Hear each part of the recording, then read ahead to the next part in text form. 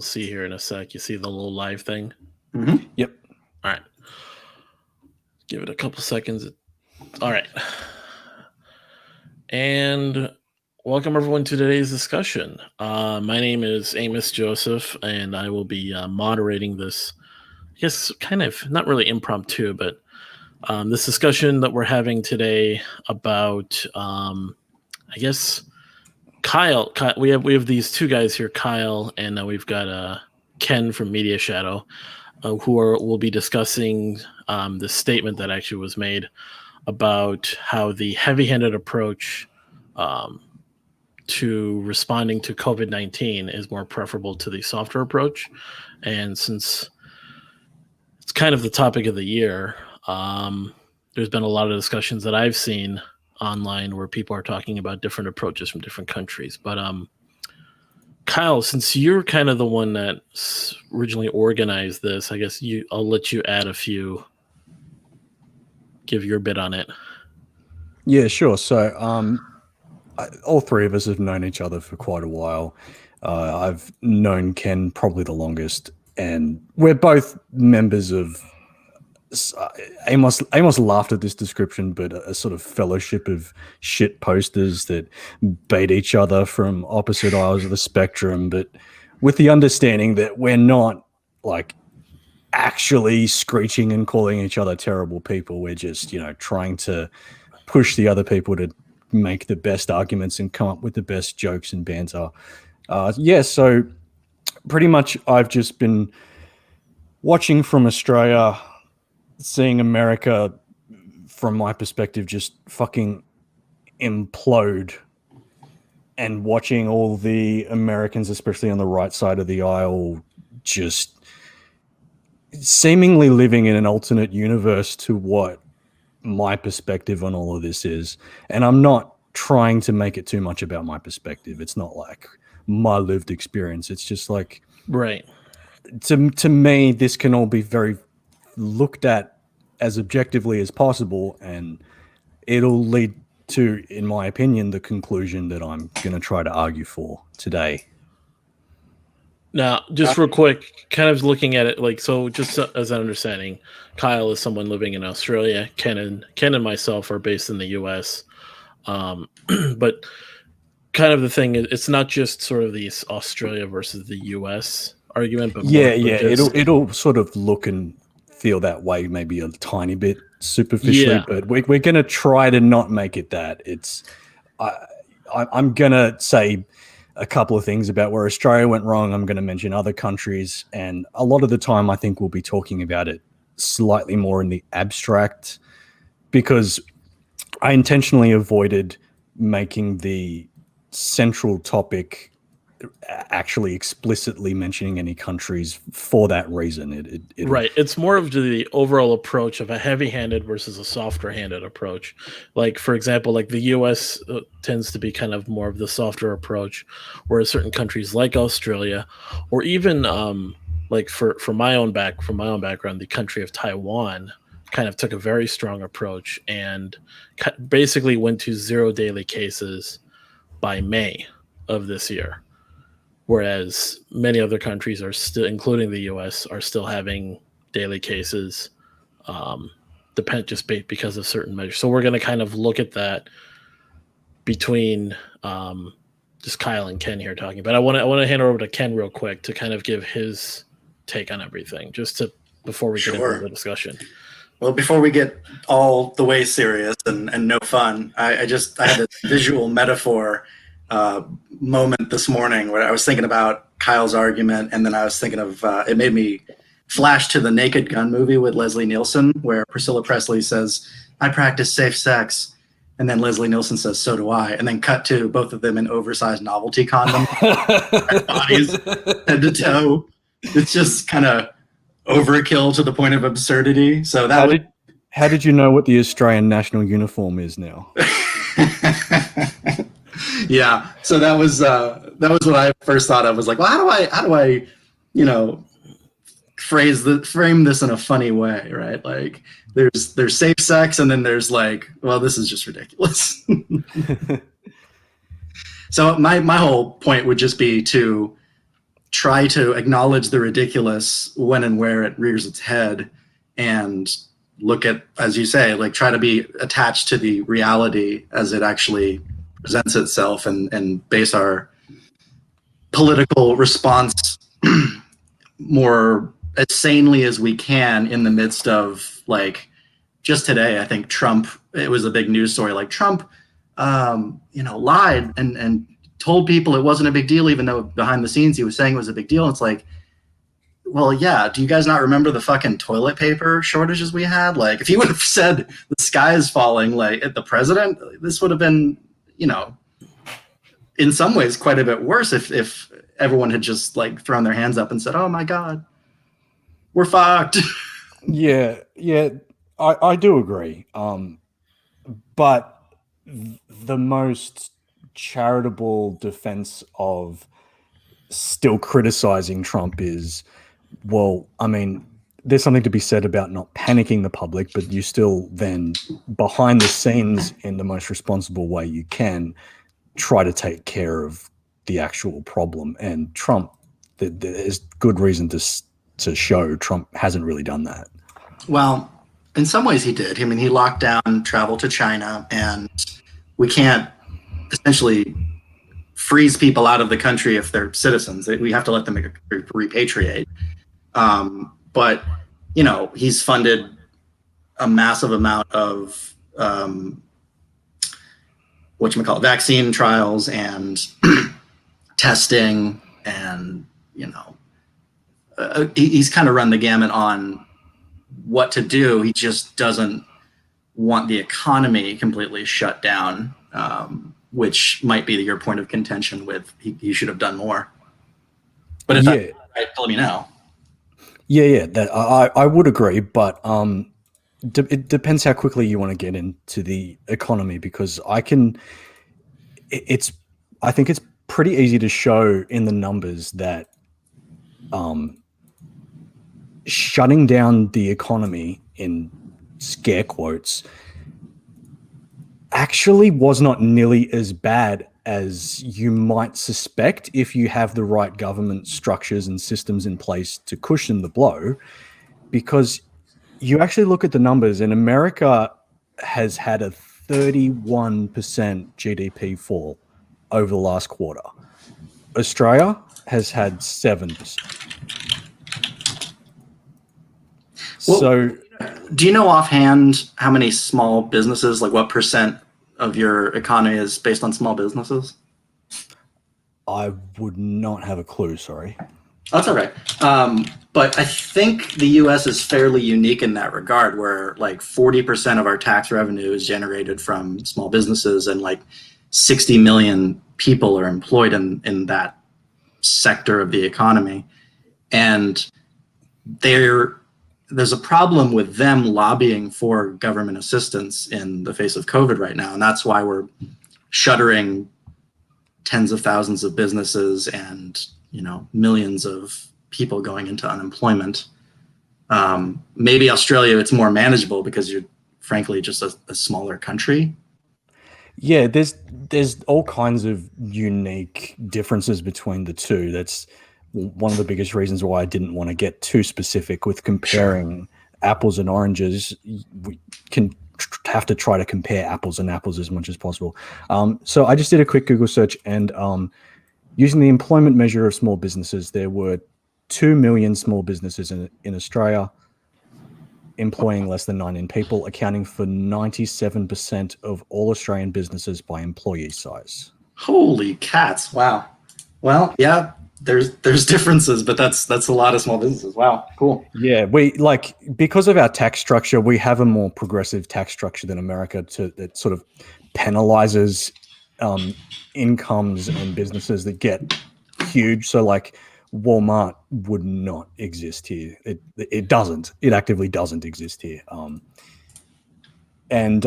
So one of the big things that Australia did to cushion the blow was, and I actually don't know exactly 100% how they structured it, but our welfare system here is called Centrelink, and they introduced a new payment scheme that they called JobKeeper, which is similar to a welfare payment, but it was paid, if I remember correctly, to the company itself.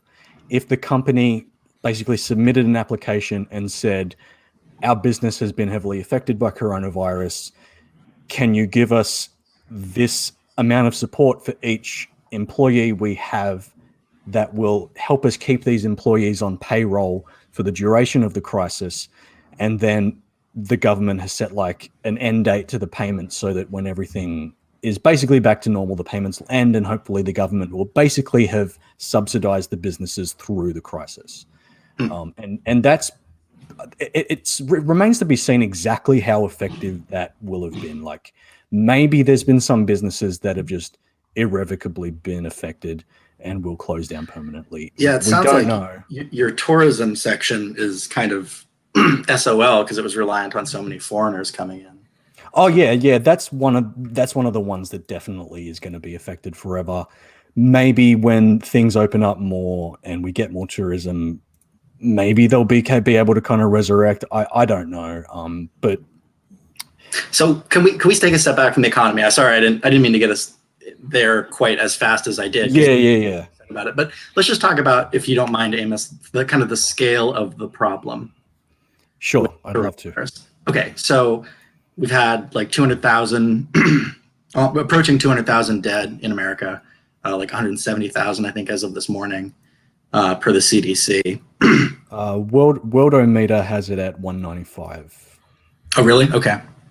Well, yeah, I think they were doing some weird shit with like comorbidities. Like if you take some of those out and leave some in, that's that number. But fine, 195, we'll go with that. But we're talking about, at least in America and probably most countries, the people dying, not just because cases I'm not as concerned about. Like it's a financial strain in some cases, and some it's pretty, affordable. But it's really the dead people that I'm mostly worried about. But they're 91% of dead people dying from COVID are over the age of like 55, and 96% of all the dead are over the age of like 45. Yeah. And we're talking a lot about people with other comorbidities, meaning they weren't going to be living till ripe old 80 years old anyway, a lot of the time. Not to let, the politicians totally off the hook, but there's an argument to be made on some level with how much is the life of some fairly well into their lives people, is it worth to tank the economy? We probably could have done a better job, but be that as it may, we are where we are right now. And you also have a bunch of other problems endemic to the lockdown, which would be like suicide rates going up, divorces going up, spousal abuse, just general depression, lack of health because people aren't going to gyms as much, and other illnesses that people are not going to hospitals because they are full or just don't want to go into hospitals because they fear might getting sick or what have you. So the numbers start to, and also, there's also better treatments now. So that number is not going to remain stable, even if we just put our foot to the gas pedal of just like, it's a big orgy and everyone's just kissing each other. Yeah, so I take your point that there are a lot of run-on effects, and I'd actually make that exact same argument.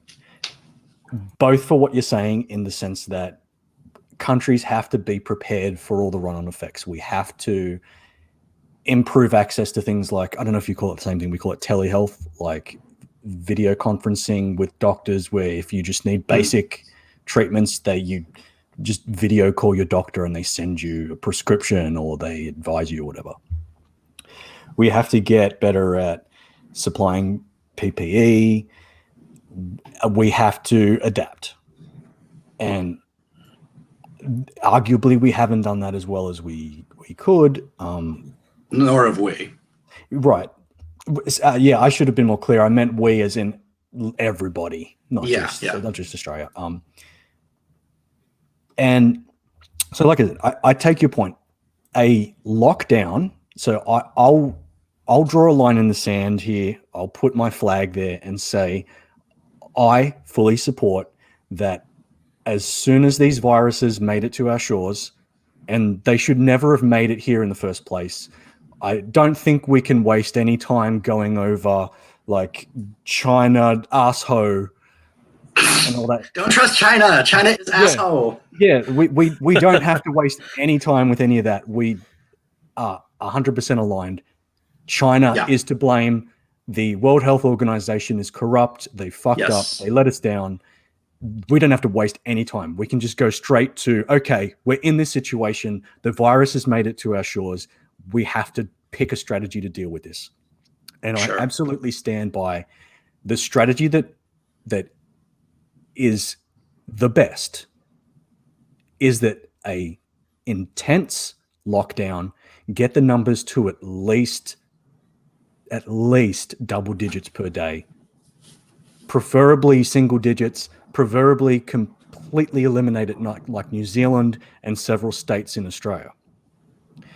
I recognize that in America you have the unique problem of you are constitutionally not allowed to limit travel between states. So like even if it gets to Seattle or whatever, you can't, it's difficult to contain it just to Seattle, right? Whereas theoretically, we could quarantine an area. We've done it in the past, but it's really fucking hard to do. And in this case,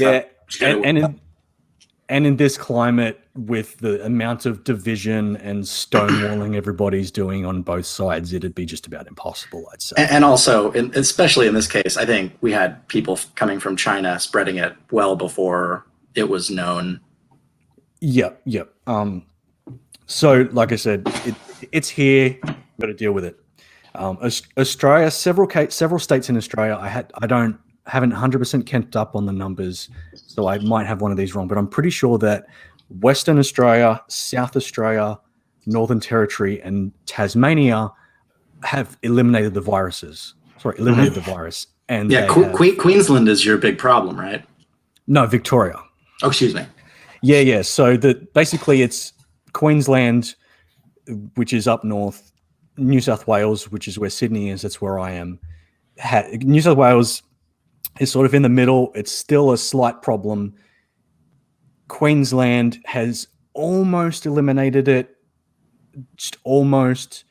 And Melbourne is, the California of the beginning. It's just going all over the place, and they're just locking it down massively, trying to contain it. Right. So, I actually, real quick, I read a story today that you'd love. It was in, I think, Queensland, where they're bitching about how they're not allowing people to dance at weddings, but they are still allowing swinger parties up to like 19 people. And all the people going to these weddings like, what do you mean I can fuck a stranger, but I can't dance? Like, this is bullshit. Shout out to my friend David, who loves that. Oh boy. David, you're gross. Anyway, sorry, Kyle. Yeah. So Australia, it's fairly easy, and someone who's familiar with Australian law can correct me and say why I might have the why wrong, but I don't think there's a legal protection against states closing off their borders or anything, because Australia takes like biosecurity and drug smuggling and I'll say contraband smuggling very seriously, and gives border agents and all that a lot of leeway to combat those problems. And sure, after Homer Simpson released all those frogs, you had to take exactly. That the funny thing is that's actually based on a semi-true event. It wasn't an accident. It was the Queensland government. The Queensland government imported these cane toads, believing that these cane toads were really good at controlling crop pests. Yeah.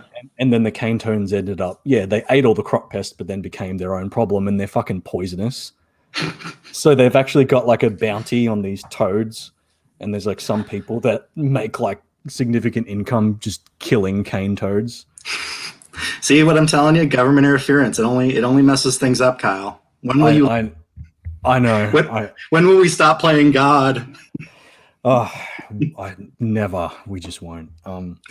So yeah, so you guys can't.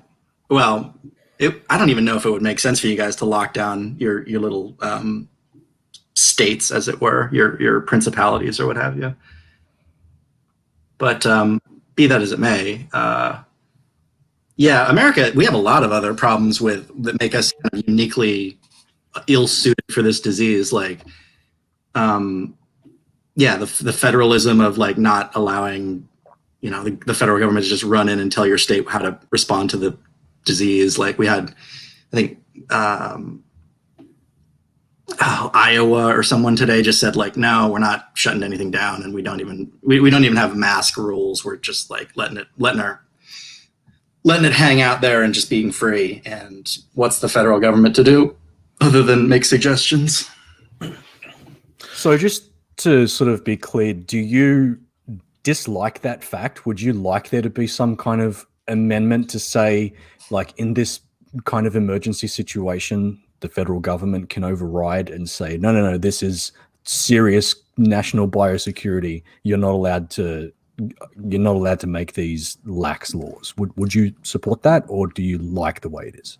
The short answer is no. I don't want them to put that into the system, because if you kind of study our history as America, we have this like mythology about states' rights, which is never really panned out. And in times of crisis, we do just overstep and just make apologies later and pretend like it didn't happen. Like, Abraham Lincoln suspending the writ of habeas corpus without congressional approval, or, there's plenty of other examples. I'm just not thinking of it at the moment. But the ethos of freedom and self-governance is, I'd like to keep that, because it's like, I was at a bar recently in Texas, and they're going out of business because they don't serve, like 51% of their sales are not in food. And so the Texas government just said, fuck you can't open. And they just said, we're protesting. We're going to open anyway, fine us or whatever.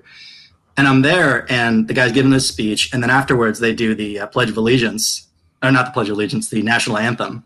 And everyone's taking their hats off and singing. And they get to the part where it's the home of the brave and the land of the free. And I'll be honest, like, call me a bitch, but I choked up. Like, what are we if we're not the home of the brave and land of the free anymore? We're just some other shithole country. And in the COVID sense, we are not brave nor free no more. Well, man. Right now you're the land of the infected, so yeah. Right. So I just want to kind of bring this conversation back around to just talking about the specific of just the difference between the heavy-handed and the softer approach, without getting too much into the weeds as to, Australia or the US when it comes to it, but just Sure. more so is it better for the heavy-handed, just kind of lock down, cut, stop everything for a short period of time, for that, I guess, that long-term, obviously, the long-term solution of just stopping COVID in its tracks, or this sort of soft-handed approach that, as we've seen, is sort of kind of drags the problem out.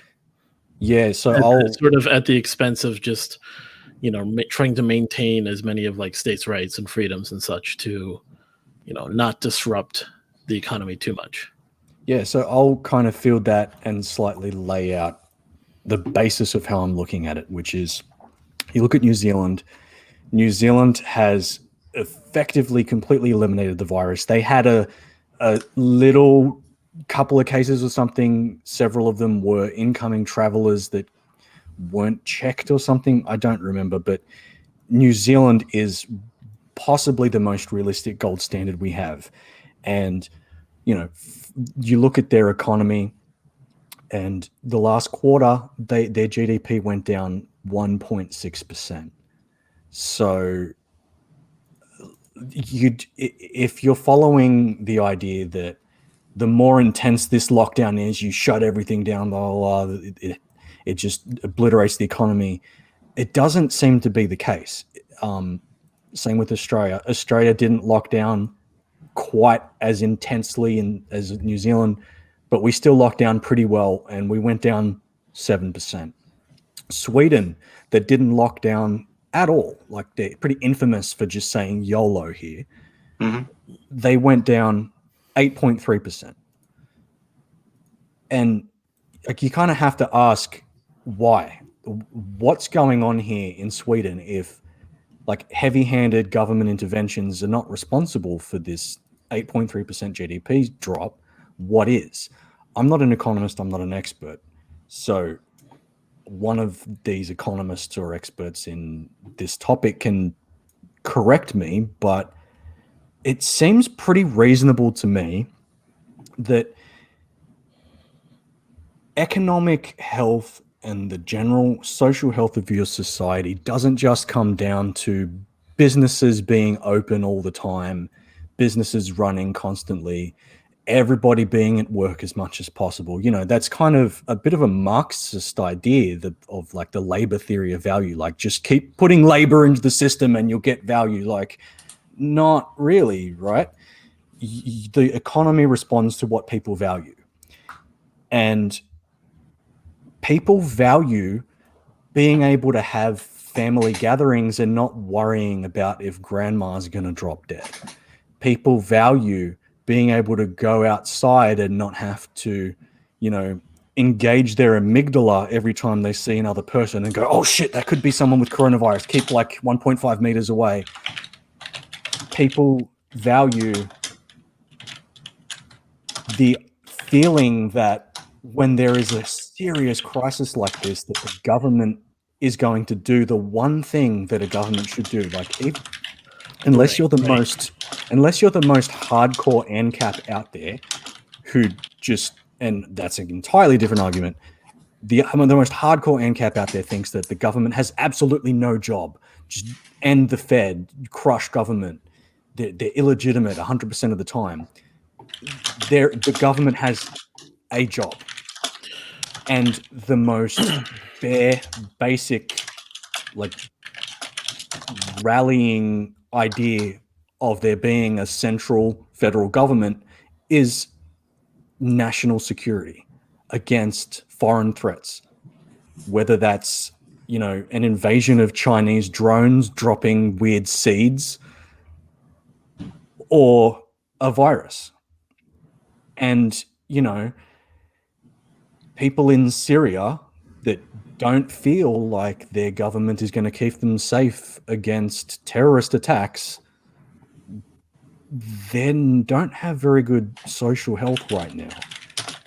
You know, people in Sudan and Somalia whose governments are barely functional at all, if they're even existent. That's terrible social health. No, well put. So what I'm saying is that people value the feeling that these big problems that governments are uniquely structured and formed to solve is capable of solving them and will solve them, right, and will cushion the blow as much as possible. Now, before we move over to Ken, I just want to kind of, I guess, set this up too, since we're about almost half an hour into this discussion. Kyle, I want you to define, I guess, in a nutshell, to summarize, like, basic criteria for what would you consider to be like the heavy-handed approach, as we're kind of seeing the different sides. Like, what kind of government measures do you think are just basic to this heavier-handed approach that you think is more effective? And then we'll have Ken define what is the softer approach, like, you know, and it doesn't necessarily have to be what your countries have done, or even just, but maybe a combination of different policies from different countries, kind of like your ideal heavy-handed approach for Kyle, and then of course the softer approach for Ken. So go ahead, Kyle. Okay, sure. So there's obviously a bit of a hindsight is 2020 effect going on. You know, when our countries were trying to decide what was going on when they were trying to decide what to do, they had limited information. So I'm not going to hold any of their mistakes too much against them, but basically what Australia and New Zealand have done with wiggle room to adjust for specific situations.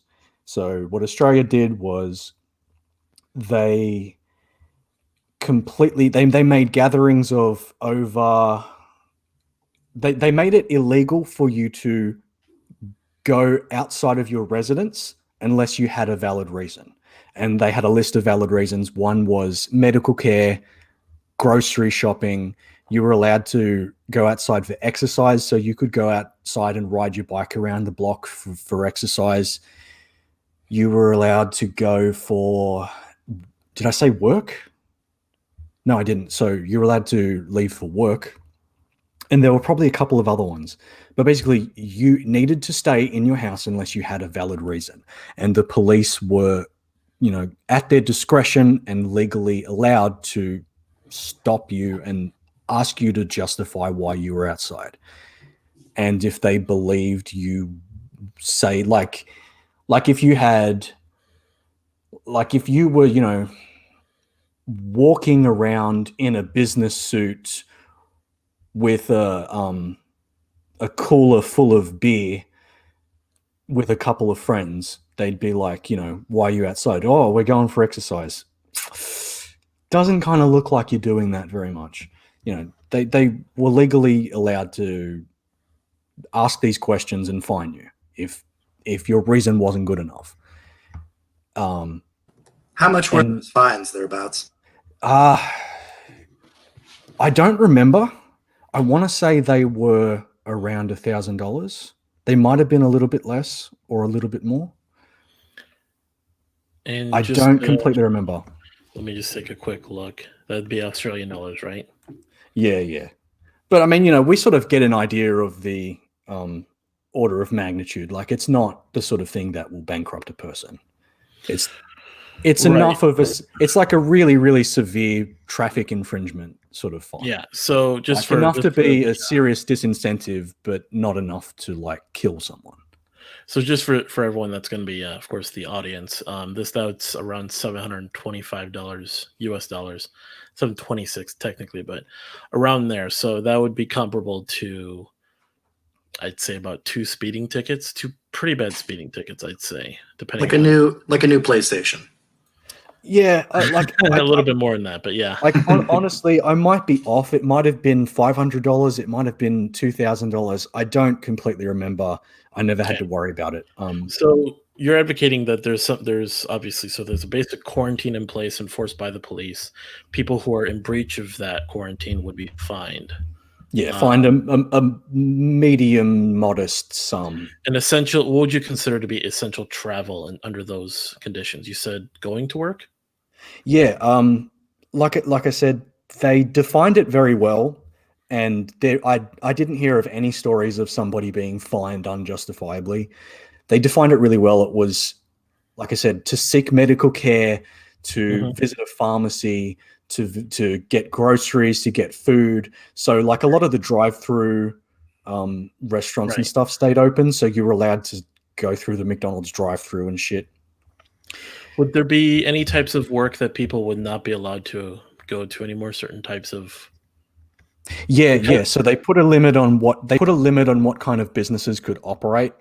Right. And I don't remember exactly how they define it, but they basically split all work into 2 categories. They said essential and non-essential workers, and they defined it a certain way. And, some people disagreed with exactly how they defined it. They defined it on the looser side. Right. So lots of people were considered essential workers that, maybe in wartime, you probably wouldn't consider these people essential workers. But they defined it really well, in my opinion. And they, as a cushion to this, they doubled the unemployment pension, and they expedited the application process for receiving unemployment. And that I believe is still going on, even though most of the country's out of lockdown. And like it seems to have worked pretty well. New Zealand, I think, went even harder and limited the amounts of businesses that could operate even more strictly. I don't know quite enough about the letter of the law there to know exactly. Right. What would have so okay, so we're talking about you said just these police enforced, there's fines involved. Now what about interstate travel? But they didn't lock that down right away, Okay. but I think they should have. Okay. So What about okay, it like so- for if you had to move back to your family or you know, Yeah, lost your job or yeah. whatever? So that even though right now travel between the states is locked down, like I can't just get up and travel to Queensland or Victoria, but they hand out exemption permits which aren't terribly difficult to get. So that includes people that had already arranged to move before the travel ban was issued. It included people that like work interstate, so obviously truck drivers and a lot of businessmen and such, construction workers that were working on like big infrastructure projects. They issue exemption permits, and they're pretty reasonable with how they issue them. So what were some of the measures in place that you would think should have been? And I know we're talking hindsight's 2020, but just even now, if we look back, if knowing what you know now, what would be the more, considering the more heavy-handed position, what would be something regarding masks or social distancing? Because we already have the fines involved with, with the quarantine and of course closing down interstate travel. What about the day-to-day stuff like mask wearing? Are you for or against the mandate? And then social distancing, is that just obviously? I think, to my understanding, all the countries that have put in social distancing have just been more of a recommendation. It's not like there's necessarily like a social distancing mandate. Yeah, so there was a social distancing mandate here in New South Wales. I believe there was in Victoria, and Victoria have also done their mask mandate. The hindsight issue related to masks is, we didn't know for 100% certainty in the beginning that masks would make a difference. And there is the slight issue of, if you get it in your head that you should rely on these, they're fairly effective, you might, overestimate the protection and actually, ironically, make yourself more vulnerable by not being as alert.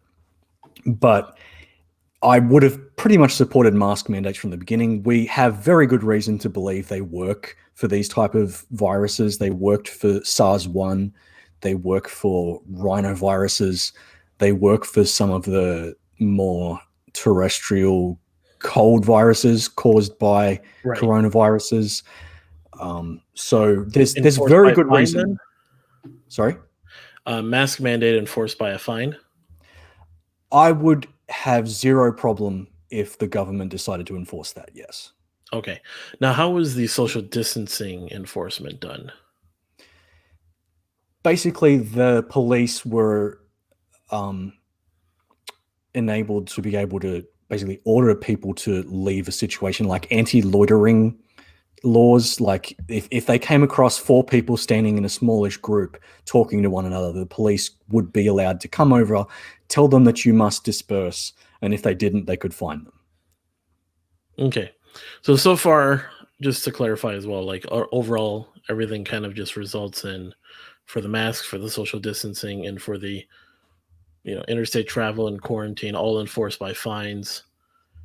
Do you have any, in terms of this heavy-handed approach, do you have anything that goes beyond a fine in terms of like? I think some of the more severe infringements should result in jail time, and they can even, put off actually going through with the sentencing until this is all over. But like a future promise that you will be jailed at this date or something, I don't know if that would work. I might be. What types of infractions would you say? Yeah. So there was this case here where these 2 girls traveled from the center of Victoria, where this like massive infection super spreading was going on, traveled to Queensland, and lied to Queensland borders about where they had been, and then they lied to customs, and then proceeded to travel to like 50 different stores across Brisbane. And when they were confronted about this, they just showed absolutely no remorse, no concern. And because they were non-white, the family came forward and was like, "You're only doing this because we're black. That you wouldn't care about this if right. we were Let's white." let's try to. I mean, So this case, so this case in particular, they should have been jailed. Absolutely. Okay. Yeah, we'll want to try to keep away from, because that brings in a whole nother set of things to talk about. But I was just trying to paint a picture of the kind of flagrant disregard that they had showed. Right. Yeah. So flagrant disregard for the quarantine and just showing this real, I guess, contempt for contempt, of responsibility. just willingly creating more, like becoming a huge vector of transmission across multiple states and multiple locations. Yeah, that's so. As much as I want to get my points in, Kyle, can you also talk about like business restrictions? Like, has the government stated that certain industries have to remain closed?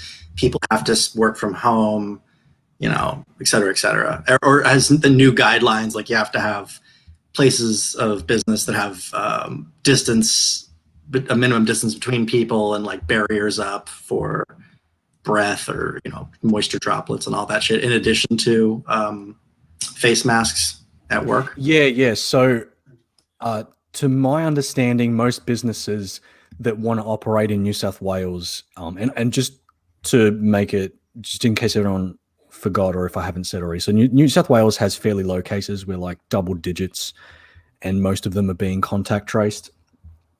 So we're sort of at risk for a big second wave, but we're not. We're effectively keeping that suppressed. Basically, for a business to operate, they have to have a COVID-safe plan, and it has to be approved. As far as I know, they have to meet certain guidelines. I don't remember exactly what the guidelines are. I know that restaurants and bars have to operate where there's no more than a certain amount of people per square meters of their like function floor. Any businesses that can work remotely have to work remotely. They can't penalize any of their employees for doing it. Off the top of my head, I can't think of any businesses that are completely forced to stay closed no matter what their plan is. It's a matter of like, I believe it's a matter of if you can follow these guidelines, then you can operate. And I, again, can't think of hardly any businesses that aren't operating. So maybe their profit margins have gone down a little bit. Like, bars and restaurants aren't getting quite the same amount of revenue, but most businesses are operating. okay. I think that covers most of just kind of the common, I guess, things that governments were enforcing there. So just to recap again.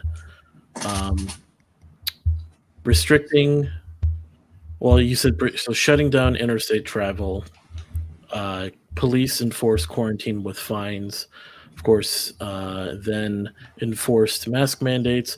Now, did you say you were for the enforced social distancing mandate as well? Yes. Okay. And then, of course, more flagrant infractions like being this like willingly just traveling between states, lying about where you're going, spreading it like wildfire, so to speak. Deserves jail time.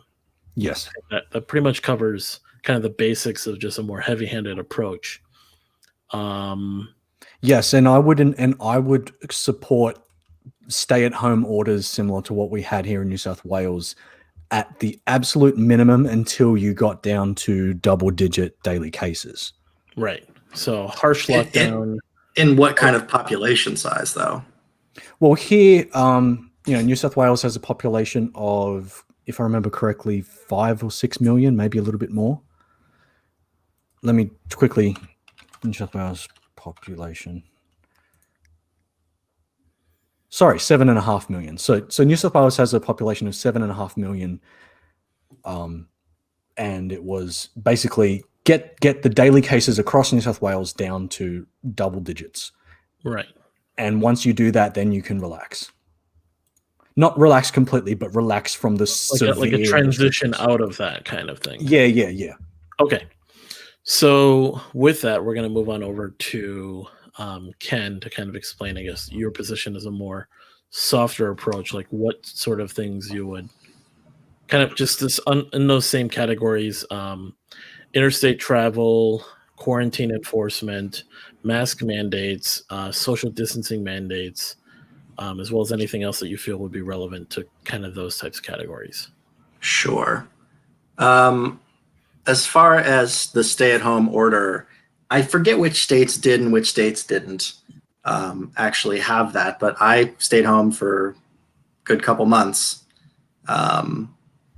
in Oregon at the time, and it didn't do all that it was kind of promised to do. God only knows why. We might be just a nation of kind of anti-authoritarian, jerks or what have you. I actually moved during the pandemic from Oregon to Texas for work. So I would say it would be really hypocritical of me to say interstate travel is a no-no. Although like islands like Hawaii or New Zealand would be exceptions, I suppose. Kyle, what was the GDP or the downturn economically that you said Australia had? What was the? Let me grab it up. Was it like 4.8 trillion? 7% drop in our GDP. Okay. So we'd been on a run of between 0.5% and 1% for the last several years of quarterly growth, and then beginning in January we lost 0.3%, and then for the second quarter we lost 7%. Interesting. I'm seeing. So I don't have that number in like dollars. Sorry, I'm seeing like 4.8 is what they're estimating for you guys, but which is same as us. I'm using tradingeconomics.com. Okay, I just Googled it, so who knows where I'm. Economist, right, bro? Anyway, well, Amos is a libertarian, so that's basically an economist, right? Oh my God, no. Uh-huh. But I think everyone bought on to okay, let's just ride this out for like a month and try to flatten the curve, and hopefully that'll more or less put an end to the impending madness. But the more this has gone on, the more I'm of the opinion that like an alternative to locking people down, because there's such a small chance of death that we've seen so far, even before the good treatments, we missed an opportunity. And again, this is obvious hindsight. Like nobody was even proposing this except for like loony people at the beginning. But we could have done essentially what we do with chickenpox, right? Like young people who are not going to have any contact with people over the age of 55, get them sick, right? And just get that number of potential vectors and herd immunity up. College kids that aren't going to go home and see their parents for more than 2 weeks, supply them booze and cocaine and just let them, fuck each other's genitals off. Like, why not? Wow. Okay.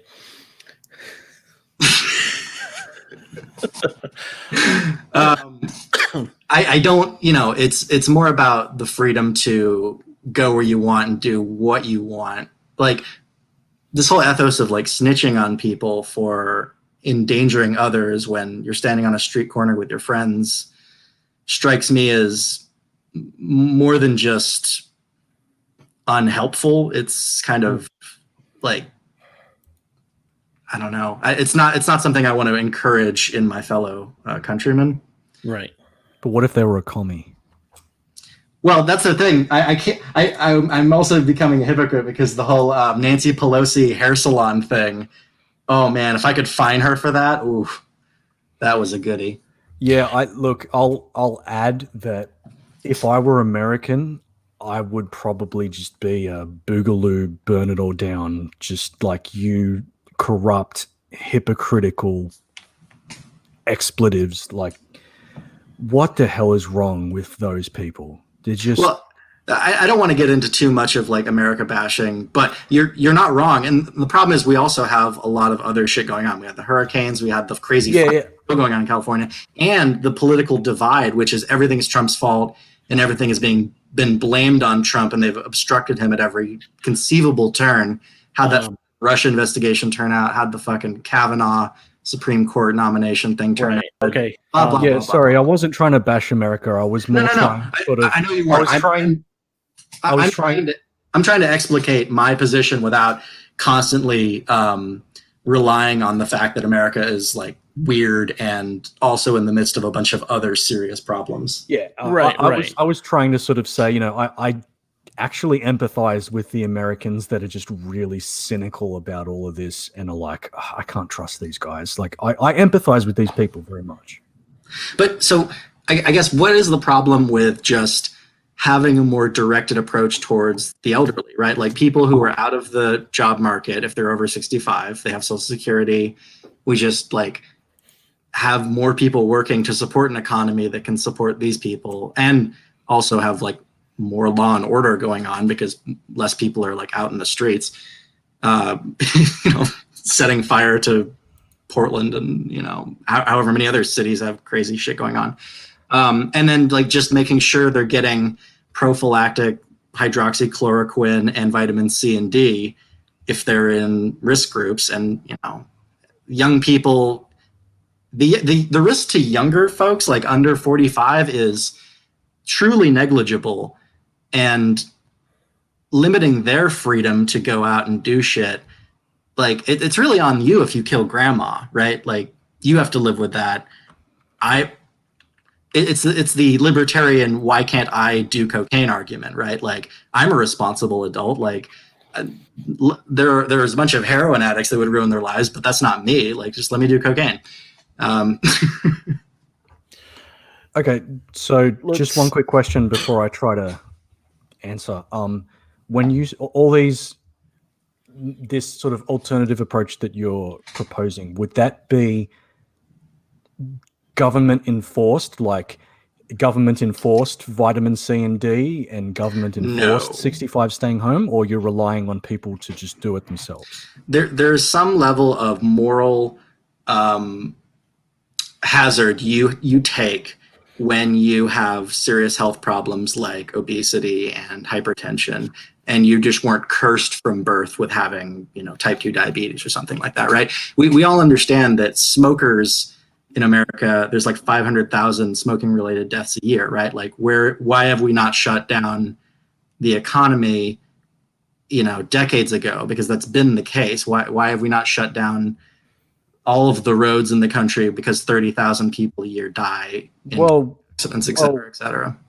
To the extent that smoking is not contagious, we have, like, you're not allowed to smoke where other people can be affected by your secondhand smoke. And it just so happens that this doesn't tank the economy to do that. Yes. And I'm just saying the people dying from this are, by and large, already sick with other, Yeah, but that's the thing. Right? Like that they brought on themselves. But that's not necessarily true. There's a host of medical conditions that make someone susceptible to this virus that aren't brought on themselves.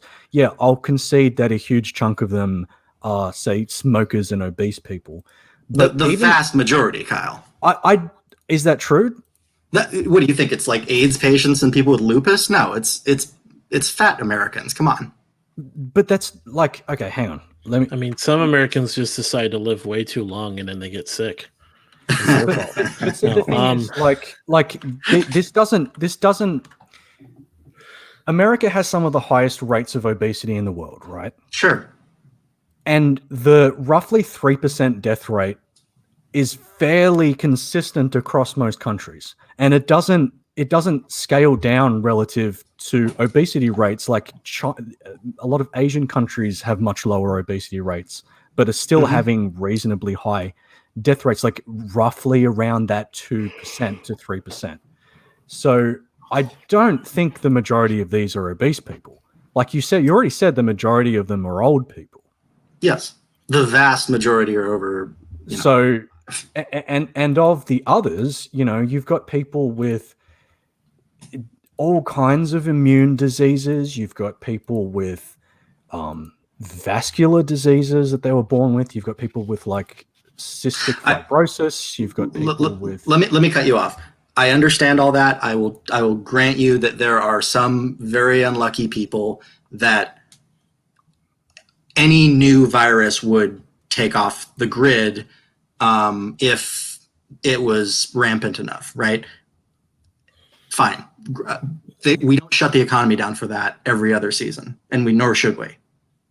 But we spend billions and billions and billions of money protecting them with healthcare. Who is we?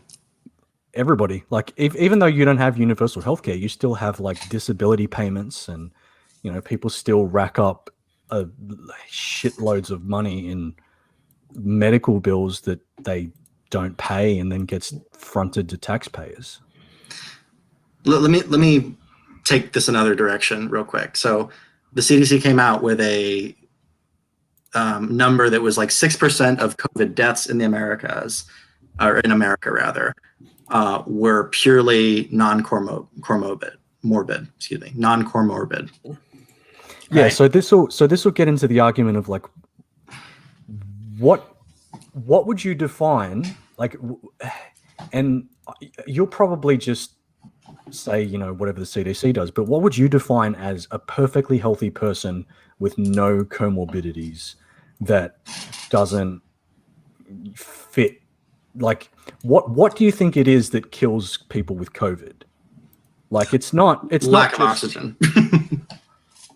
Well, for the most part, but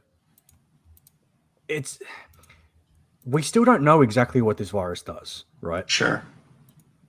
So, okay, in addition to the 6% non-comorbid thing, we also now have a readily available steroid called dexamethasone that cuts the death rate in very, very sick people by a third. So the 3% death rate is now 2% of confirmed cases, which I think we've talked about this before. Those confirmed cases number is obviously high. I'm sure you'll have some problem with me saying this, but the whatchamacallit, help me, Amos, the antibodies. The antibody, yes, the random antibody testing is showing crazy higher infection of COVID rates compared to the confirmed cases that we have.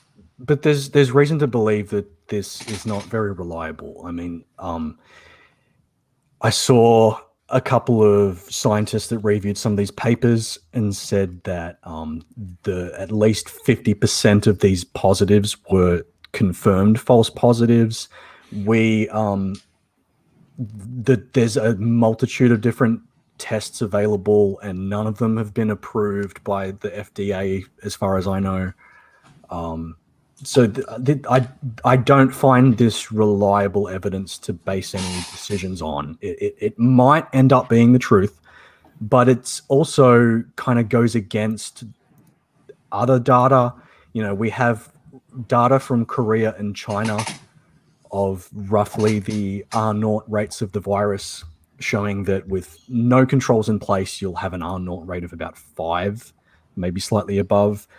And then you have what some scientists have called the effective, or the RE rate, I believe they call it, which is variable variable with consideration to the specifics of an environment, depending on the severity of the lockdown, depending on the density of the population, how they live, because like the initial SARS outbreak back in 2000 and whatever spread like wildfire, but it turned out that it was really only because it occurred in this location that all of these people were like living like sardines with bad filtration and shit, right?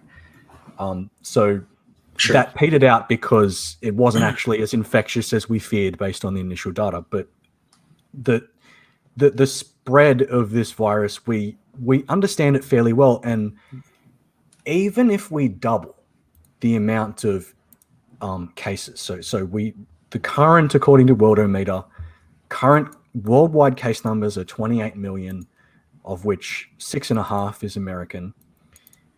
Even if we double it, so even if we say there's one unfound infection for every found infection, that's still 13 million, and that's still a death rate of 1%, above 1%.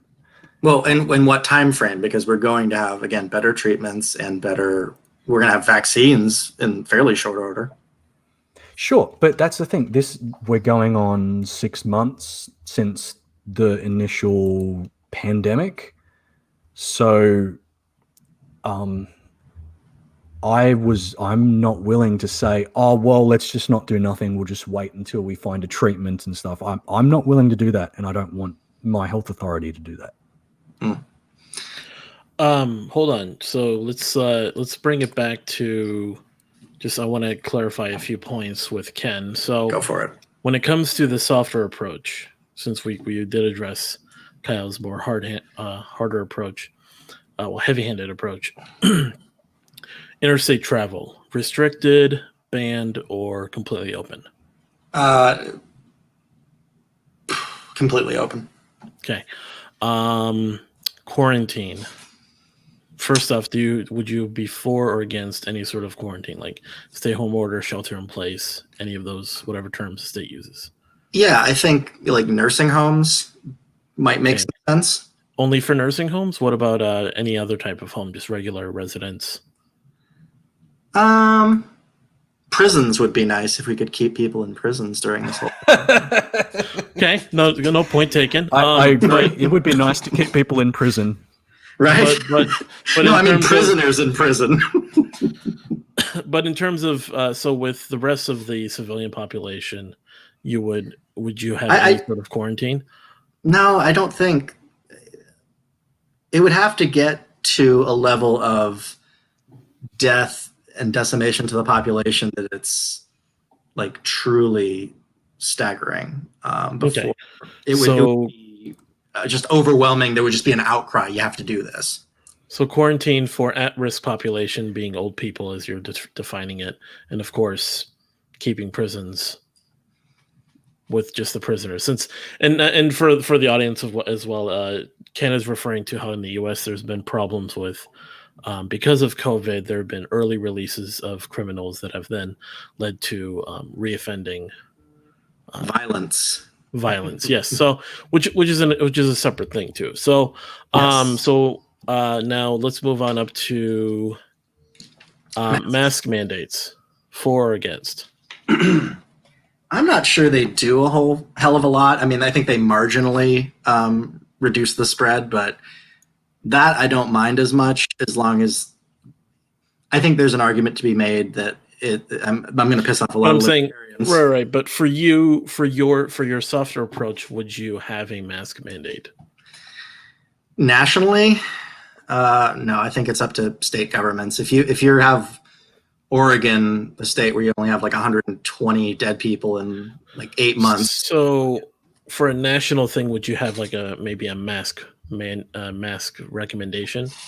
Like the CDC recommends all states take mask wearing as a precautionary measure. In doing that? Sure, but if you have a very low number of cases and right. But I'm just trying to we're kind of handling it all right. Then, right. I'm trying to just distinguish your guys' different positions on when it comes to. Can I just get a quick clarification? So, would you support? You've made arguments for states' rights. Would you support states individually taking heavy-handed approaches? So, if what California's doing, are you okay with that? It depends if they're breaking the law, right? Like if you're getting into, moving. Well, I don't know if they are. Well, so in your example of Australia, like guys standing on the street corner being a loitering problem, right? Like that's obviously a First Amendment issue in the United States. Okay, also there's something to be said about like arbitrarily closing certain types of business that can't lobby for themselves, right? Well, it's not really arbitrary. It's like, these are the at-risk types of businesses, types of interactions that we don't need to keep our manufacturing and production and healthcare up and running. So like, you can go without getting your nails done for a few months, doll. Calm down. No. I'll grant you this much, right? Like, if you want to say bars have to jump through some new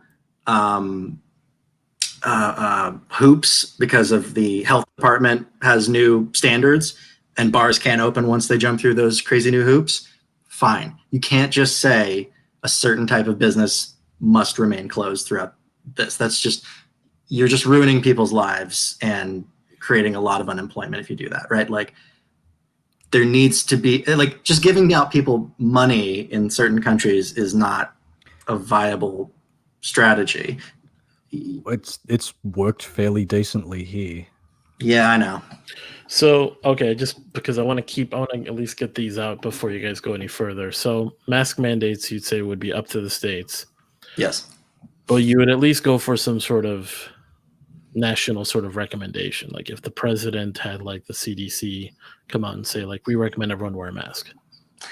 Even if it was totally health useless, it might, I don't know, make us feel the sense of camaraderie and that we're all together. But then the libertarian part of me is going, fuck that. We're just rebels. Keep in mind that mask wearing is, just as a general thing, is not some new concept that, just somehow doesn't work because Americans says it doesn't work. Yeah, like, we have good reason to believe that the masks work. And mask wearing is pretty common among just about every other country except for the US. It from what I've seen, all the experiments and all the data have shown it works to effectively reduce transmission by up to 99% with widespread compliance. Right. The thing is it's more of a statistical measure rather than like some sort of direct measure. Like, airbags are not always going to save your life, but because airbags exist in vehicles and they're a safety requirement, overall they save more lives. I just find that incredibly hard to believe. But why? The most restrictive states with masks, California and New York, have insane numbers, right? Like, Texas is a little bit more relaxed, not the major cities. Keep in mind, part of that's going to be because Oregon has all of those protests and stuff. No, I'm talking about California, just California. Okay, I don't know this data. I can't speak to it specifically, but you might be able to point out times where this doesn't quite play out. Maybe there's a factor of, like, they're just wearing shitty masks. They're, like, not wearing them properly because those cloth masks don't work that well. Well, that's what most people are wearing here. Right. That's the thing. The studies have been done on the medical grade ones. The cloth ones don't work quite as well. So what are you talking? N95s? No, the surgical ones. Okay. So I recognized that one of the issues was that there was a bit of a shortage of those for quite a while. We don't have a shortage of them at the moment. A lot of people are wearing them. It's mandated in Victoria. If you can't wear one, at least wear a good cloth one. It's better than nothing. Like, I mean, even if it only reduced transmission by a quarter, that's not a lot. Like if I jumped off of a building wearing, a special bouncy suit and it said it reduced death by a quarter, I wouldn't jump off that fucking building. Oh yeah, no. Look, if everybody's collectively jumping off a building, that's still going to lead to a good outcome. Yeah, as opposed to not wearing it. If you show me reliable data that it reduces the death rate 5%, I'm on board with the surgical mask. But the cloth mask that it reduces is what I have as it reduces just transmission rate. Sorry, the transmission rate. It could have the effect of reducing death rate by decreasing the viral load someone takes on from the initial infection too, which limits the ability of the virus to spread to the other organs. Because, the first line of defenses can kind of limit its spread. That's the thing. We don't 100% know what this virus does. Yeah. We know that it spreads through respiratory droplets, and we know that mask wearing limits the spread of those. So it's Yeah, fairly simple logic. And my point is the cloth masks that, like, I don't know, 95+% of people in America are wearing every day, as opposed to surgical masks. You don't need a mandate for that. Like, they don't seem all that effective. Well, we're not. So we're okay. Here's the thing: is we're not even debating. Like, we're not. This is what I was trying to get you to answer is, if you wouldn't. We're not trying to debate the effectiveness or anything, because you brought that in, so we're addressing that. So you would allow a CDC, like if a CDC official came out and said, "We recommend everyone wear a mask." I'm not gonna stop doctors from giving any kind of recommendation. Okay. So, but in terms of in some sort of mask mandate, you would leave that up to the states. Now, for where you are, even with knowing what's going on right now, would you have any sort of mask mandate in your state? In Texas? Yes. I think you can even make it on a smaller scale than that, right? Texas has a larger population than all of Australia, right? Like, target the problem areas. If the cities want to enforce a mandate, or the governor wants to. So without you revealing your location, would you be for a mask mandate in your city? Not for it, but again, it would have to depend on what the numbers are, right? If it's really a troubling amount of people, which I'm not convinced it is at the moment, and it hasn't been. So even considering Texas is, measuring, like, last month they were averaging around 5,000 cases a day. Now they're more like averaging 2, right, 3. So like it's going slightly down. But I mean, is that not troubling? Like, what would trouble you? No, cases don't trouble me a lick, right? Like, it's a bad illness. I'm worried about people dying. Okay, so let's get to that then, because that's another argument I don't accept. It's not just about people dying. We don't, like I keep saying, we don't know exactly what this virus does, but there's all kinds of reasons we should be troubled by what its potential effects are beyond just death. We've seen studies that lots of children, even though it's slightly a bit of a mystery why it doesn't seem to affect children that severely. We don't 100% know. Severe respiratory infections like flu affect children more. Why does this not affect children all that much? We don't 100% know, but one of the theories is that it works by basically the body's immune system overreacts to it, and it causes severe inflammation all around the body, especially in the vascular system, which ends up having run-on effects on other organs like the brain, the heart, and I believe it's the kidneys.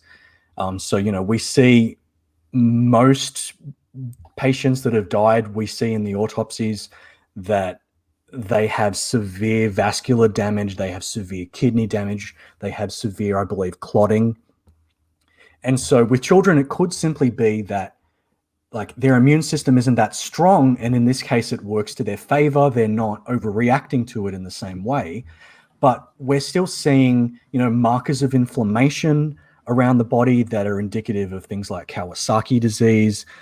We could be seeing a huge spike in learning disabilities. We could be seeing a huge spike in damage to lung capacity, cardiovascular fitness. We don't know. We don't know. I'll grant you that we don't know. The lung capacity argument, I think, is pretty spurious, and you have to know lung tissue gets replaced fairly quickly. As far as what else we don't know, fine. I'll make you a trade, right? You trade me the question mark on the why am I blanking on this? It was COVID. Bodies. Yeah, I have COVID. You trade me the question mark block from Mario Kart on antibodies, and I'll trade you the downstream effects health-wise of young people getting COVID. Because there's been reports, yes, and there's been some fairly alarming ones about like lung tissue damage, or we just don't know, right? Like it could be really bad, or it could be not anything bad at all. Okay, so I found one study here with the Centers for Infectious Disease Research and Policy, retrospective study of 57 adult patients that had COVID, found significant lung impairment in the recovery phase, particularly in patients with the more severe disease. 75% had abnormal pulmonary tests. So without going too far into, again, keeping it on track with the heavier handed versus the softer handed, I'm still trying to get the last points of Ken's points. Oh, I'm sorry. Yes, we can wrap that up and move on to better things because we're running out of time. Yeah. So, okay, just to recap for everyone, open to interstate travel, stay at home only for, I mean, we kind of, as a joke, kind of just threw in the whole prisons thing, but mainly like advanced populations like nursing homes, stuff like places like that, but not for the general population. We didn't touch the 6 foot. No, I know. I'm just recapping because we Okay. have a lot going on in between each point. And then, of course, mask mandate, you said would depend on numbers, depending on the state. Even though I'm trying to kind of work it down, trying to negotiate to say, like, even with what you know now, would you have any mask mandate? It really just depends, is what you're saying. Yeah, if it's wildly out of control and Right. So it depends upon the state. if the hospitals are completely fucked, then maybe. Right. Well, yeah, and that's the really, really soft-handed approach then of there's a lot of factors that have to go sideways, upside down for you to really have any sort of stronger measures. Now, when it comes to social distancing, and of course, just considering the fact that you and I being here in the U.S., the social distancing thing really hasn't been some sort of a enforced thing, but only when it comes to the fact of like large gatherings. And I probably should have addressed that one too with Kyle, with the limitations on large gatherings. First off, but with social distancing, would you be for any sort of enforcement on social distancing? So like cops dispersing a small group of people or a crowd of people that they see in public? Me? Kyle? No, I'm addressing that with Ken now, and then I'm going to kind of bring it back to the final point of large gatherings, because since he brought that up, I forgot I should have added that. So we'll get back to that in a second. No. Unfortunately, it's a hard pill for me to swallow because we've been having so much civil unrest, and I would prefer that go away. But if they're actually being peaceful, they have every right to risk their own health and the health of their neighbors by standing, See, that's where we get to the point of I don't agree. I don't think you have a right. Right, and we're trying to kind of like figure that out. So back to Kyle real quick. When they start being violent, then they should absolutely be dispersed. But I don't accept violence being the only point of limitation. I think that this is an unprecedented situation. We haven't had a viral outbreak like this since the early 1900s. So yeah, the threshold of where intervention comes into play is kind of the difference between physical violence and, of course, a bio threat like COVID-19. Yeah, and I mean, there's every at the absolute minimum, if I had to put a number, people working in probability and intelligence and stuff, they put probability numbers. The probability that this would be absolutely catastrophic with no intervention, to me is at least 40%. In my mind, it's closer to 65, but it's at least 40%. And that number is way too high to take a chance. We're seeing deaths, all over the place in huge numbers. Yes, they tend to be older people, but so what? Do we not have a social obligation to protect older people? I'd really like it if the government protected my parents. I'd really like it if they protected my older neighbors. I'd really like it if they protected my wife's parents. I feel like this is the function of a government, and that's what they should be doing. There's so much reason to believe that this is a serious problem, and even if they don't die, we're seeing lots of evidence that this could have severe, long-lasting comorbidities. And this isn't even factoring in the economic impact of doing nothing.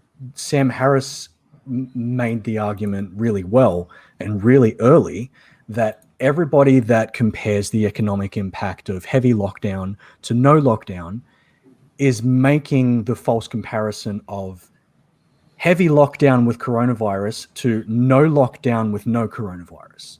And they're not properly running that thought experiment through and imagining all these run-on effects that are going to come with having COVID-19 going through your population. We're seeing it here, even though cases here are in the double digits. Sometimes they get down to the single digits some days. But people, are still hesitant to have babies.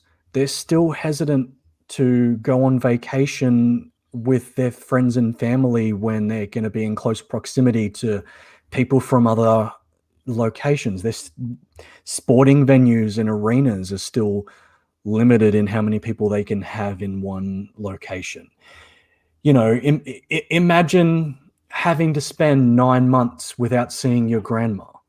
If you're like a 12-year-old kid and this woman's been in your life since the day you were born and she's like your favorite person, and now, sorry kids, you can't see grandma, COVID's around, we don't want to spread it to her, she's got to stay in isolation. People with children and adults that for any number of reasons could have some kind of morbidity issue that makes them at risk to death from the virus or serious long-term damage.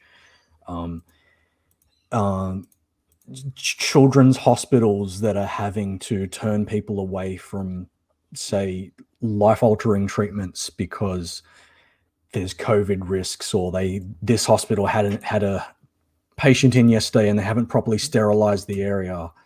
The amount of businesses that are going to have to keep a huge list of temp workers in the payroll because, this person's been exposed to someone with coronavirus, so he has to self-isolate for 14 days and can't come into work.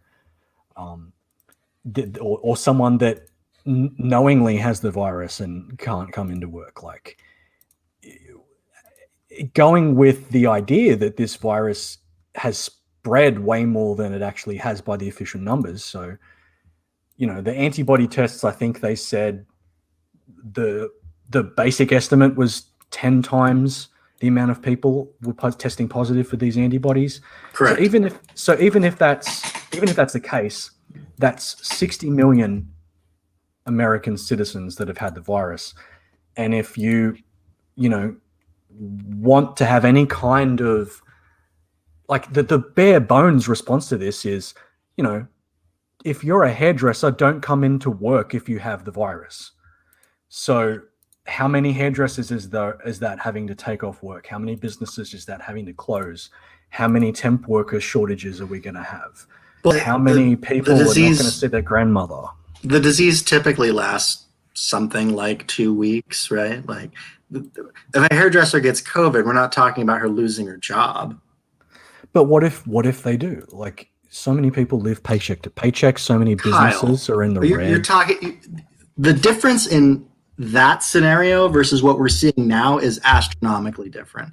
Amos, can I hate to cut Kyle off, but I want to give a freedom spiel for a couple minutes here, and he's been going off on longer tangents than I have, whereas I've kind of been getting interrupted. Do you mind if I just kind of blurt it? Yeah, go ahead.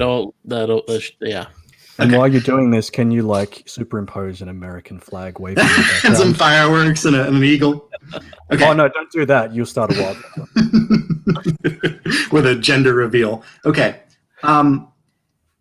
Yes, granted to everything you said about the role of government is to protect people, and we should be wanting to protect our elderly. And I'm not at all discounting that elderly people's lives matter as well as other groups' lives matter. So if literally safeguarding life, meaning not allowing people to die, is primary in what we care about, then the phrase "give me liberty or give me death" would be a non sequitur no one would have ever spoken, right? There are things that we value as a people, and I think broadly people should value these things higher than just merely having a life, because life is not just a lack of death. It's the freedom to do things while you are alive worth doing, right? People putting off having babies right now, or how many people, divorces are spiking right now. The economic cost of that is like $15,000 a pop, not let alone all the kids that are going to be fucked up in 10 years because their parents, didn't like each other enough to be in the same house for a couple months. You got, I know personally like 2 people who have been relatively sane their entire lives that are fucking suicidal right now. And I know, 3 couples on either divorced or right on the verge of divorce. It's the problem is not just economic. It's not just psychological. It's not just health other than COVID that's being, swallowed up by the harsher, heavy-handed response to COVID in my country, which is what I primarily care about. Like, it's also an attitudinal problem that's also mixed in with a bunch of other political, problems we're facing for reasons not connected to COVID. But my God, if we give up certain things now, we're not getting them back, and the attitude pendulum swings in a way that I am just not at all comfortable with. And okay, but we got them back. And if there's some number of people over the age of 65 who are already out of the workforce who die 5 years earlier, right? That's okay. So that's five years for that person, right? That we're all not dead, but we're wasting huge chunks of our lives. Like think of it this way. And this is a kind of counterfactual, and this is where I'll end it, and then you can respond and whatever. But okay, so if we just had self-driving cars, which would allow us all to read books or do something more interesting with our time than just piloting an automobile, right? That would not be making another baby. That would not be curing cancer. But what it would be doing would be drastically changing the life of, billions of people who drive automobiles every day to have more life, where they're not doing nothing, or doing nothing of substance. That has a value. People, losing their businesses by the tens of thousands, their life savings, losing their houses, losing their families, losing their lives to despair. It's not nothing. And I don't think we should get too comfortable making decisions from the top down about who the unlucky ones are, when nature can do that somewhat for us, and we can respond as wisely as we can with medicine, but not authoritarianism. My biggest problem with that is that most of these, they're bordering on predictions about what's actually going to be a consequence of the lockdowns are just not happening. Maybe some of them would be more severe in America because your systems are just less anti-fragile than ours. But like I said, Australia locked down intensely, New Zealand locked down even more intensely, and their GDP's fallen less than America's. Barely. But New Zealand is not at all similar to America. It's a 2 islands with 5 million people on it. Yeah, I'll leave New Zealand aside, but the Australian Eastern Seaboard is not terribly different to the American Western Seaboard in terms of population density. You have more, but not orders of magnitude more, and we did it. You know, I'll tell you what we has nothing. I'll New South tell you Wales what- has double digits. I'll tell you what we do have magnitudes more, right? You have 30 million people. We have over 300 million, something like that. Our GDP is, even if you take into account the population difference, is much higher. And you had this line earlier about how it's a communist ethos that we work so hard. The Protestant work ethic is a serious difference between America and everywhere else. We beat Japan and Germany at working, right? Right. Like working, it gives us a sense of purpose, and with our, It gives everyone a sense of purpose. It's Well, of not course, unique but- to America. but we need it more than most places. Okay, like, does it have to be financially compensated work? Because most people here, when they went into lockdown, did things like learn new skills. You know, my friend, you know, learned how to play a different instrument. They picked up a new martial art that they watched YouTube videos and learned some of the moves. You know, everybody with exercise equipment in their backyard got fit. It wasn't government mandated sitting on your ass, twiddling your thumbs, wanking off. It was, okay, you're limited in the amount of places you can go temporarily and make the most of it for a little while. And people did it. And now we have our lives back. I can go anywhere I want almost within the state. I can't go to other states, and that'll probably change fairly soon. In fact, Japan and Singapore, I believe, have just offered Australia to open up a travel bubble if they can work out the details. So, you know, we'll have travel back and forth between those countries. The state borders will probably open up soon. But even then, like, New South Wales is a really big state. I don't need to go to the other states. We don't. This idea that you give up X and Y and you're never getting it back is just, maybe it's true in America. I don't know. Like I said, you guys have a different system. Your government has different aspirations to ours, but where has not gotten their lives back once they dealt with the problem? It hasn't happened. Once they actually get the result, they go back to normal. Why would the government want to keep everybody in a state of lockdown? They give up all kinds of tax revenue. They give up all kinds of business revenue. There's like a freeze on all kinds of payments, so the government's not getting revenue on those payments. They're having to fork out all these billions of dollars for additional unemployment and JobKeeper payments and all of that. I mean, This I is don't not mean to, ideal. I don't mean to sound conspiratorial, but you don't think there's a political party that has a vested interest in basically dismantling everything economically about the country? No, other No, than and the I don't mean Communist us. Party. I don't mean Australia, but Yeah, I mean, maybe you Pick- have like a minor communist party in Portland or something, but no, I don't pick a think the Democrat. Democrats- Pick Nah. a Democrat that doesn't have communist backers in America. I I- think we're getting a little bit off topic with that. So, I mean, are you basically saying like, yeah, this is a good idea, but we can't do it in America because of my communists? Kinda.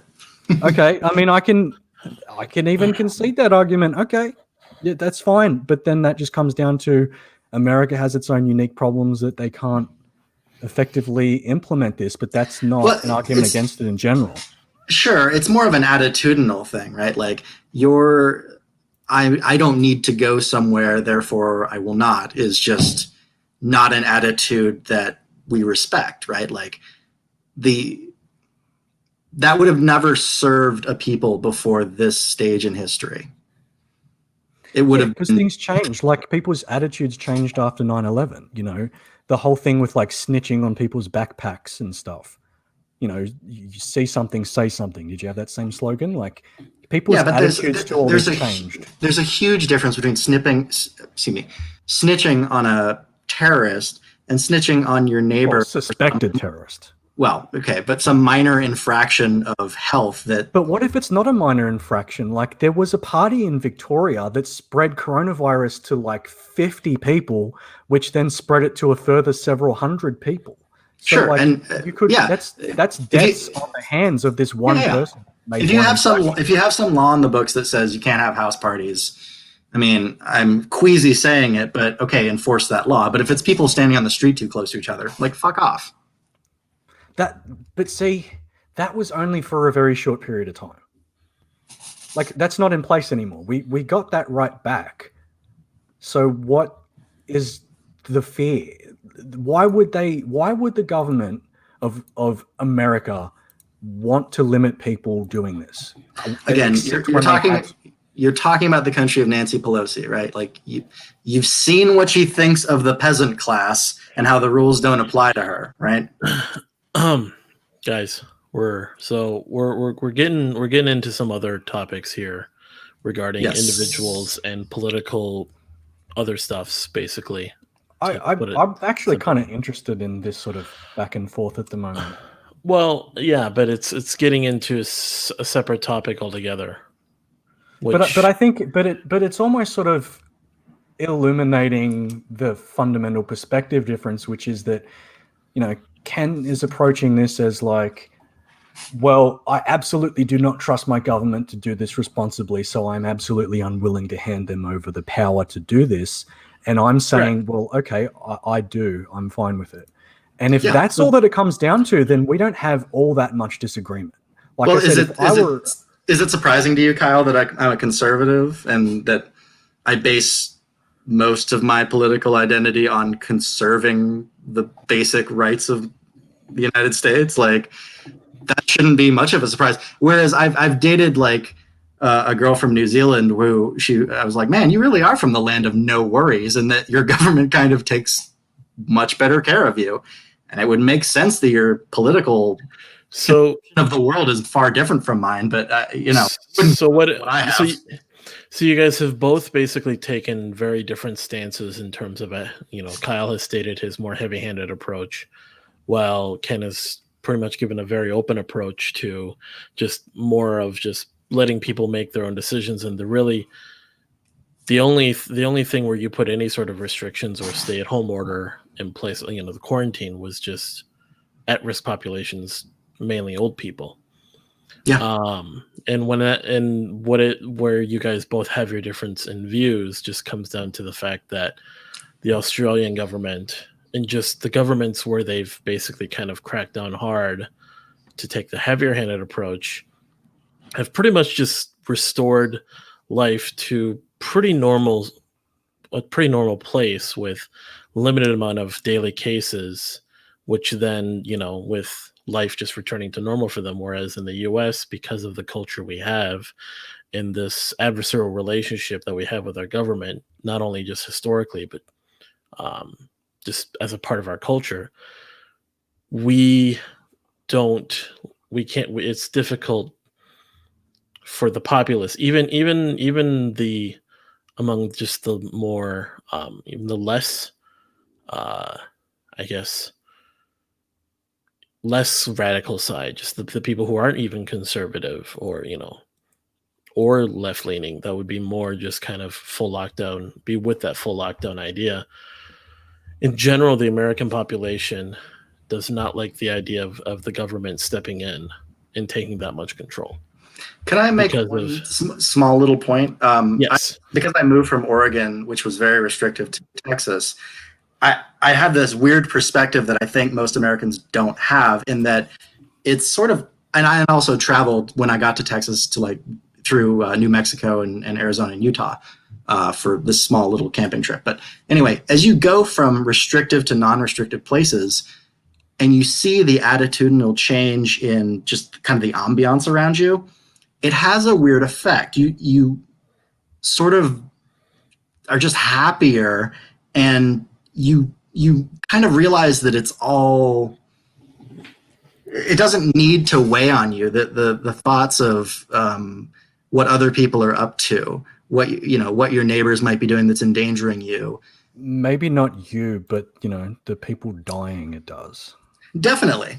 But they can protect themselves, whereas I don't know anybody in Texas in any kind of risk group.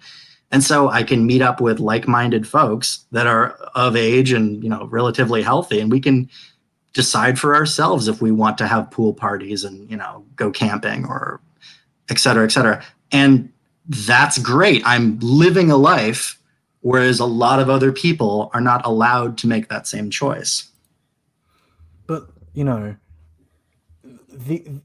with that kind of, go forth and worry about yourself attitude, you're basically making it to where if you actually want to prevent yourself from getting this virus, you can't go anywhere. Like, you're making this oppressive for people that don't want to get this virus for whatever reason they have. They can't leave their house. It's just a time frame difference, because you're literally advocating for lockdowns up front, and I'm saying no lockdowns, but we're gonna just lock yourself down until we get a vaccine or better treatment. It's a ripping the Band-Aid off at once argument, because that's the thing, because it's a communicable virus that spreads through contact, and that a couple of infections can spiral into thousands and thousands and thousands. Doing it all at once ends up just completely minimizing the amount of the volume of oppression that is meted out to your people. And I'm using oppression in the loose sense. I'm not trying to do it in the sense of like, having to go to work is oppression, blah, blah, blah, my gender oppression. I'm not doing that. Yeah. But like having to stay at home, having to stay away from grandma, having to take time off work, having to do all of these things, drawing this out and drawing this out and drawing this out. I mean, just look at what's happening. The American GDP is through the floor. There's civil unrest everywhere. You've got National Guard coming in. You've got riots. Kyle, who would have thought that if you have a bunch of unemployed people wearing masks, they would be prime targets to become part of Antifa? What a concept, right? Well, it didn't happen here. Well, okay, so you're not electing Trump in your country. We're drifting. Right. We're drifting into other topics again here, but I think we've kind of addressed the difference as to why. I feel pretty good about how we landed on this. Yeah, we've come to the understanding that there's the reason there's this difference in the heavy-handed and softer approach, and why they're more appealing to the two of you has a bunch of factors, but mostly it seems it comes down to sort of the relationship that the people have with the government. Some countries have a relationship with the government where they can trust them to put it simply, to give up freedom in a short time, like a lot of freedom in a short time, to then gain a more long-term sort of, I guess, to basically cut back, basically stop the disease in its tracks completely, or at least as much as absolutely possible, to a certain threshold, versus the more American and just sort of the more freedom, I guess, stance of we're not trusting the government to do anything really. And what they've done so far, has had plenty of not only just the consequences on our economy, but also the consequences of people just not liking the government encroaching upon those freedoms. And because of that, the softer approach has, yielded the results that it has. So can I add one slight little, like maybe trying to bridge one slight little point here? Right. Go for it. It'll be short. I said earlier that if I were American and I were looking at the state of your government and what everybody were doing, I'd be like a boogaloo boy. Like, this is unacceptable, right? I take that exact same line. Like, if I were living in America and I was seeing the way your federal government handled it, and I was seeing how the CDC and individual states and the general public response to it, you've got people on one extreme that wearing a mask is just a virtue signal, and they don't actually care about grandma. It's just a virtue signal. And you've got people on the other end of the spectrum in, what was this this Sturgis motorcycle rally where like thousands and thousands of infections spread through this one event. Mhm. Just YOLO people. I exactly the same thing. If I were living in a country that were this vulnerable to this kind of crisis, that they just did not have the institutions and the public trust in these institutions to deal with a crisis like this, that would be unacceptable to me. And it wouldn't, and it's not just like, oh, it's all Trump's fault. There's a multitude of reasons, but I understand why Americans are cynical. Right. And if I were American, I would not accept the state of my government that makes me that cynical. Is kind of my point, right?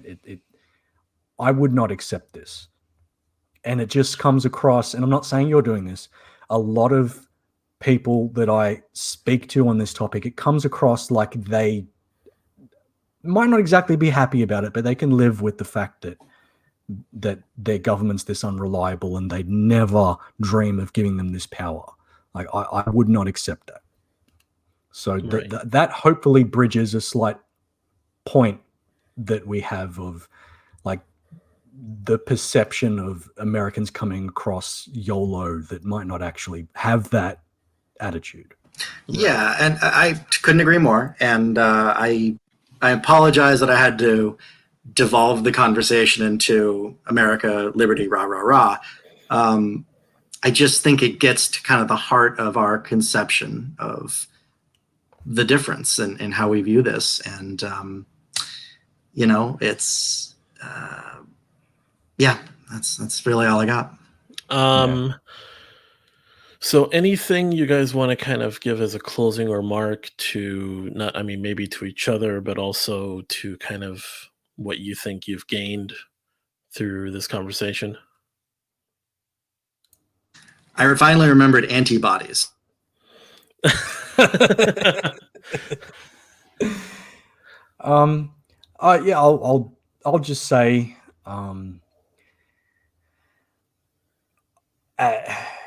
I don't know how much of Ken's perspective and argument applies to everybody, but I've definitely seen that Ken isn't as crazy as some of the Americans I've spoken to on this that think the entire thing is a fucking hoax.